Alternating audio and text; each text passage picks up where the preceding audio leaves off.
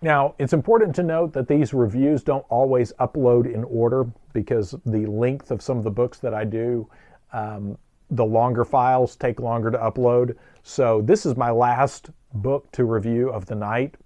So if, depending on how long it takes me to talk about this, it may upload faster or slower than some of the others. So just know that sometimes this stuff goes out of order when you pops up on your end.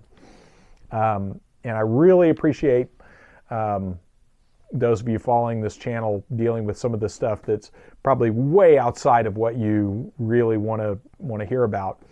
But if you're interested in underground structures, this might be interesting to you. Underground Structures of the Cold War, The World Below by Paul Ozorak.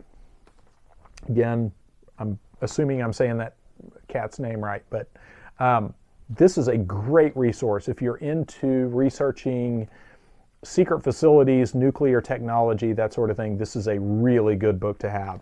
This is a great catalog of secret nuclear facilities, bomb shelters, all kinds of stuff. By country, alphabetical by country, and it is extensive.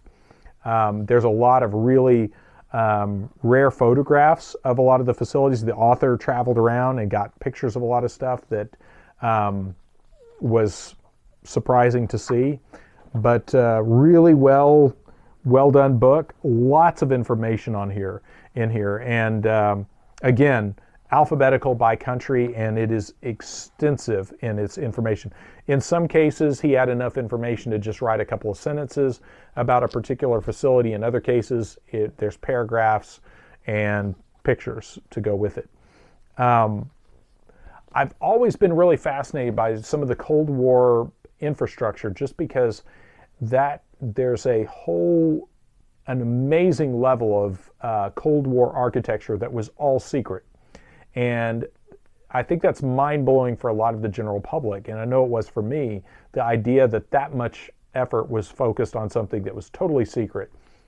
To think about like aircraft and secret weapons, you can understand a level of secrecy with that, but the idea of building an entire massive underground facility and keeping the construction and operation and just day-to-day use totally secret is an incredible undertaking. And to know that has been done, is being done, is an important thing to realize, to understand in a lot of things happening today.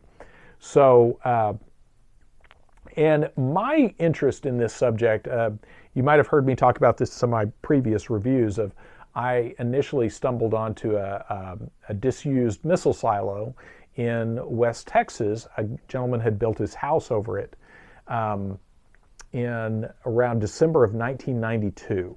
And that was mind-blowing to see this massive missile silo that this guy had built his house over, and his chickens were running around on the top of where the missile came out. And it's just insane to see this. It was a very, hardened concrete, several feet thick. It would have been more expensive for them to try to blow this thing up than to just basically let it fill up with water and sell it on the open real estate market. And ever since seeing that in 92, my thought has always been ever since of, okay, if this is throwaway technology on the open real estate market, what replaced this? So he answers some of that question here, but I would imagine he is still skimming kind of the surface of this. But this is not a speculative book, not a conspiracy book or anything like that. It is all just open source of what he was able to find online. So when I say secret facilities, we're talking secret in the very broad sense, because a lot of this stuff might have been secret, 3 or 4 decades ago, not secret now. But really fascinating stuff. And so again, I think he only scratched the surface, because in my personal travels too, a few years ago, in my day job, I supply a lot of the concrete industry with some of the components they use to make hardened concrete and stuff like that. And I was teaching a workshop on some of this, good night, almost 20 years ago. And an older gentleman that was in the class, at lunch, we sat down and all ate together at the table. And I was asking him what were some of the crazier projects he had ever worked on. And he cited some of this kind of stuff of working on massive underground hangars out at Dyess Air Force Base out in West Texas, and big underground hangars for storing bombers. And that blew me away. That one, I never knew that I've been to that area many times, and I didn't realize something like that had ever been built. But then to know that this guy had worked on it personally and then told me about several other Cold War era facilities that were pretty impressive in scope. So, and since I've run into another customer that we weren't even, I just happened to mention the topic of secret facilities, and he turned to his wife and said something about, hey, didn't so-and-so talk about that one place where they saw a submarine surface in this place with an underground lake? And I was like, holy cow.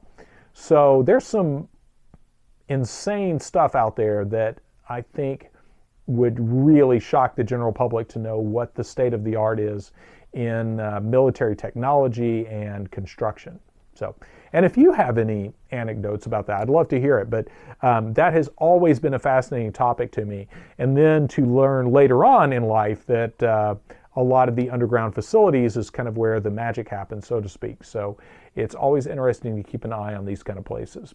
So anyway, Underground Structures of the Cold War by Paul Ozorak.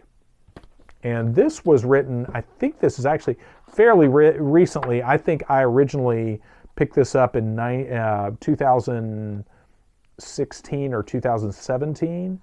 And I think it was pretty new when I got it then. So 2012. So yeah, so about 4 or 5 years old when I picked it up. So from 2012.